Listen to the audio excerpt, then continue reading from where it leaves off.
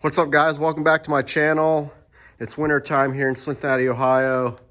I'm not driving the Mustang right now, so I'm doing another repair or maintenance, you should say, on one of my daily drivers. It's a 2010 Mazda 3, and I'm doing a how-to on a drain and fill for the power steering pump. I'm currently going to be using Valvoline Dextron Mercon 3, which is equivalent to what is required.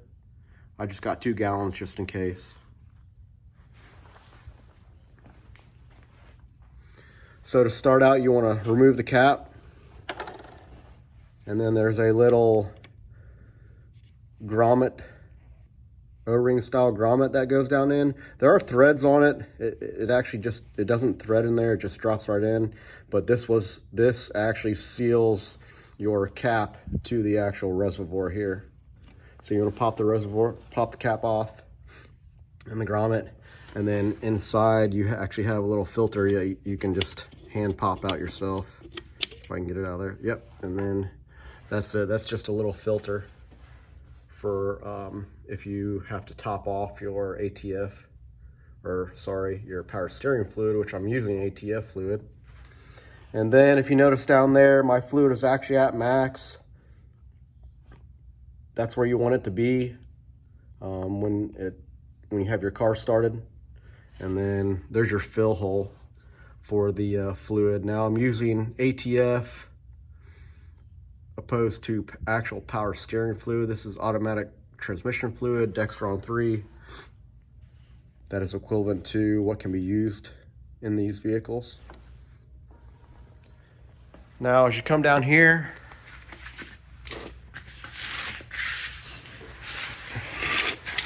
you're gonna see the power steering pump right here. And then you're gonna have 2 lines actually. So the hard line is actually your high pressure hose. And then your low pressure line is the rubber hose. And then you have a squeeze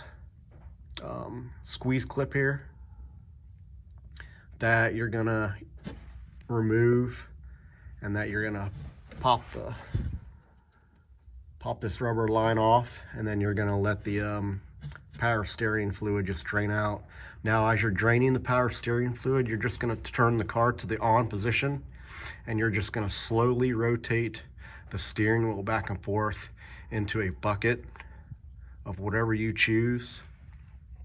And that will allow the power steering just to come out, and it should empty the actual power steering pump itself. So to remove that little bracket, or that clip right there, so it's actually a squeeze. So you'll have to get a pair of they actually make a tool that has teeth, and I'll show it to you, that go around both sides so that the you can squeeze it, and then this will actually just slide off here. And another thing to note, you are messing around with a lot of fluid here. So what I did was I went ahead and took a trash bag and put it all down on the bottom side of all the pulleys and the belts, mainly for the fact you don't want to get any ATF fluid or power steering fluid on your belts and your pulleys, because you could have a possible slip while driving down the road if you get any fluid. So I basically just taped down a trash bag all the way around and all the way up top, so that no fluid could touch any of the pulleys or the belts. So I'm gonna show you guys how to get the little clip off over there. It's gonna be a little difficult, so hopefully you guys will catch it on camera, but I'm not sure if you will or not. What's up, guys? Well, I had to do a little tear down. I had to take apart this little plastic lower fairing weather cover panel. There's a bolt here, there's a bolt over here, and then there's a bolt on the back side here. The bolt actually broke off, so it's kind of free hanging. Anyways, to remove the little clip down here, the squeeze clip, I had to use a real small pair of vice strips to be able to move it around. So another cool little item you could try, but be wary of crushing or squeezing down on this pipe, because this rubber pipe, because it's already preformed. But these here are actually to stop the flow of fluid in a rubber hose. So I tightened it down a little bit, and we're going to see how well it actually works. I know it'll definitely prevent full rush of the fluid coming out once I pull the rubber hose off, which is good. So we will see how that goes. All right, well, I went ahead and popped the hose off. This tool right here is amazing for popping off the hose, any type of hose actually. So you can actually take the hose or take the tool and pry it up along the edge of the opening of the hose, and you can go all the way around, and then you can get some leverage to pull up and back, and it'll pop the hose off if you have a really stubborn hose. So it is actually draining from the power steering line. And then how this actually works, you're just going to slowly untighten,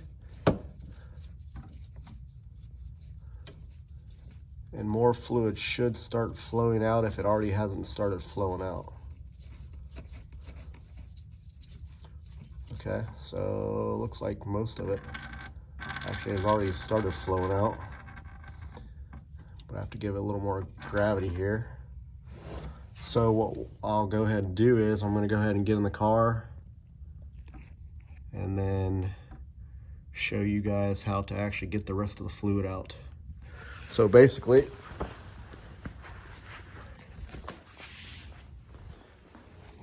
you'll just go in your car, you're just going to put it in the on position, and then it's going to allow you to activate your steering wheel, and that the fluid should start pumping out down below.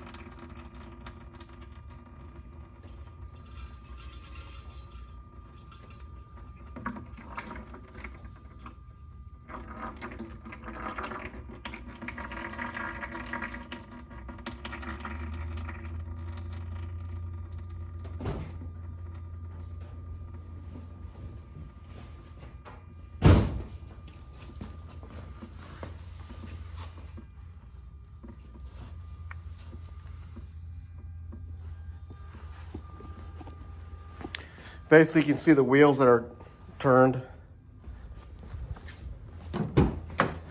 I'll take you inside the car here.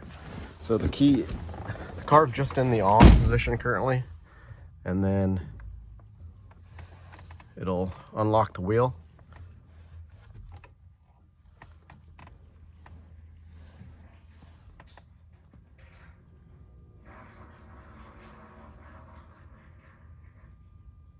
Not sure if you can hear that or not, but the fluid's definitely coming out.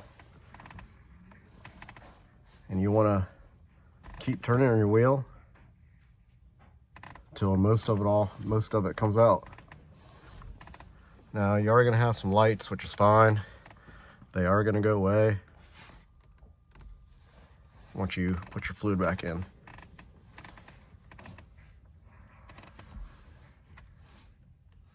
And then you just keep going back and forth. I believe it's almost done and drained. You're not going to get it all, but you're going to get most of it. Then you put your wheel back straight, shut the key off.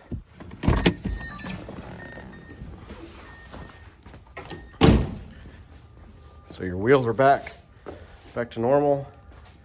And then you probably saw in the other video, or in the other part of the video, that all the rest of the fluid continues to drain down into my bucket. And then after that, you basically just put the hose back where it goes, and with the squeeze clamp, you make sure that the squeeze clamp actually goes up in the middle there. There's a little recess that the clamp goes around. Let's see if we can show you that or not. So if you take a look there, there's a small recess. That's where your clamp goes, between the center of those two little recesses on the low power steering hose side. But you can see where the clamp marks are. If you need to, you can put a worm gear style clamp on there also, if your other clamp is worn out. And there's the hose squeezer to stop fluid from flowing. And I say it does work pretty well. I don't know if it worked on this very well, but it does work pretty well on radiator hoses if you need to ever replace radiator hoses or need to drain coolant. So now that you got the hose already back to normal, not sure if you can see that or not, it's already clamped on. I cleaned everything off. I ended up not getting any fluid on the pulleys, but it's, like I said, still a good idea to have that trash bag there just in case. But the hose is already back on, the clamp's on. Now the next step is you're gonna want to fill this up. I would say probably fill it up a little bit past max, and then what's going to happen is you're going to start the car, and that the fluid's going to go down, and you're going to get the air bubbles out. And then once the fluid goes down, you're going to fill it up again, and then you're going to watch it go down, but you want to keep it at max. So don't put a whole lot, put a little bit at a time as you go. So we're going to see if we can get this going for you and show you.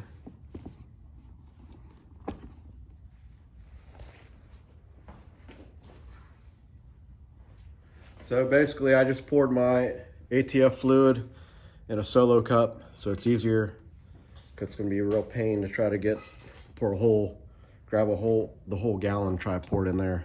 So I'm going to go ahead and pour a little bit at a time in there.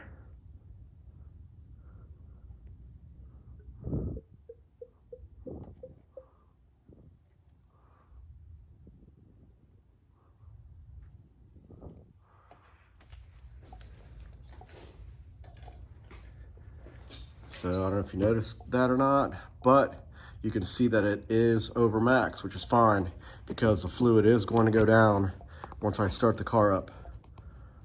And I'm about to show you that. And it also get the air bubbles out at the same time.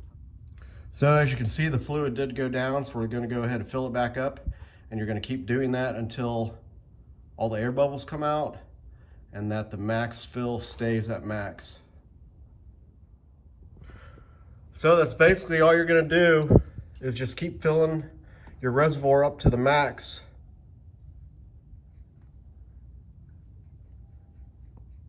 And then you're just going to slowly turn the steering wheel. It's currently at max now. So we'll go into the car.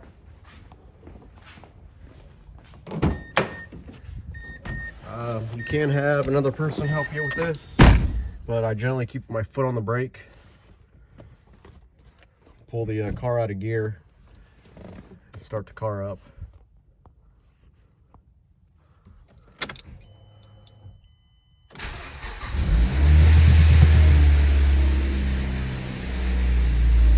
Then you're just going to slowly turn the steering wheel side to side. It's going to get all the air bubbles out, and it's also going to add fluid all the way down in through your power steering rack.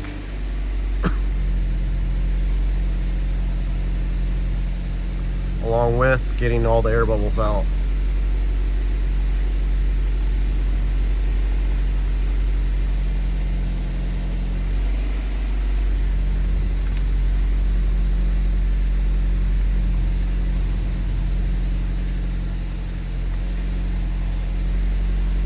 And go back to normal. I shut the car off. And I'll go out and check the fluid level.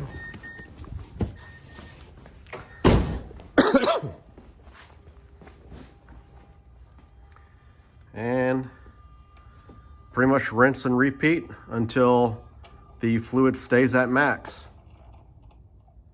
All right, guys, so after filling, rinse and repeat, so to speak, the reservoir did eventually stay at max. So I don't know if you guys can see that or not, but it is currently at max after I did, I don't even know how many fills, maybe 6 fills, and then rotated the steering wheel back and forth so that the fluid goes throughout the power steering system along with through the power steering rack, and then it also bled out any air bubbles that may be in the system.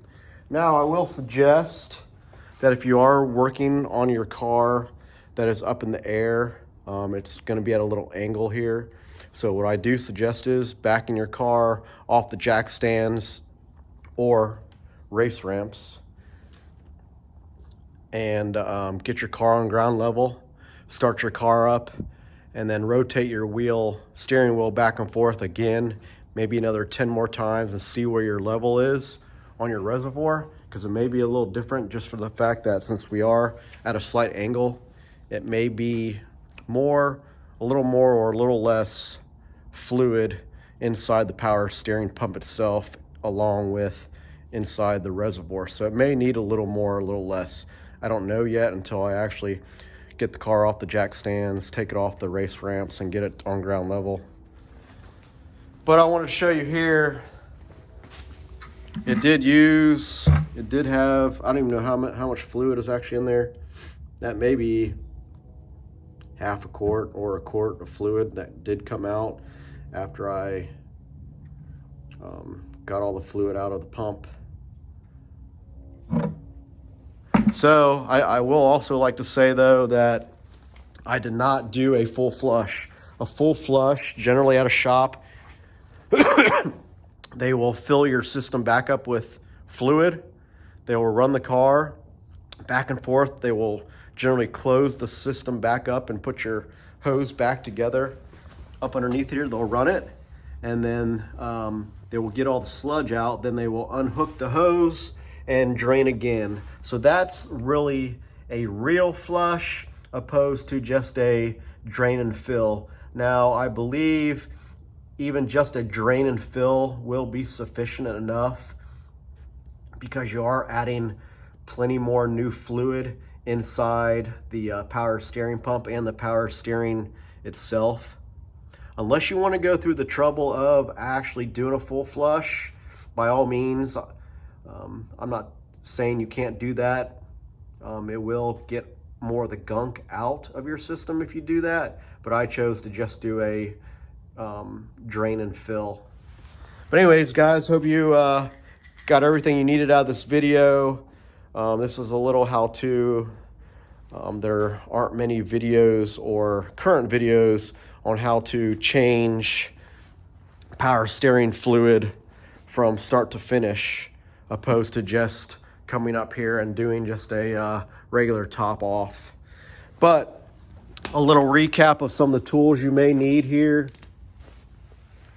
These are for squeeze clamps.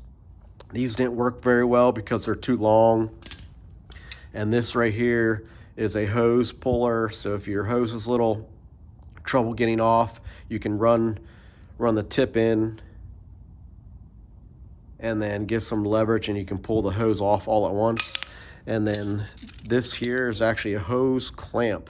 So these hose clamps I got on Amazon, and you can get a 3-pack of different sizes, and they are used for stopping fluid on rubber type hoses, either in automotive or whatever you may choose. But I mainly use them for my cars, especially on if you're trying to do a radiator fluid change, or if your rubber hoses for fuel are rubber and you need to stop the fuel from flowing, and then you can redirect it inside a bucket by just unscrewing the knob here just real slowly, and it'll slowly open up the hose itself. But I actually ended up opting to use a smaller vice grip for the squeeze clamp, because there was a lot more clearance opposed to the tool that is actually used on squeeze clamps, because it was a lot longer. But anyways, guys, hope you enjoyed the video. Let me know if you decide to go ahead and do this task. It's pretty easy. I would say it took all but maybe an hour to do. And then the ATF fluid I used was Valvoline, Dexron Mercon 3. I did not opt to use Mazda's fluid, because this is pretty suitable for replacement for the correct fluid.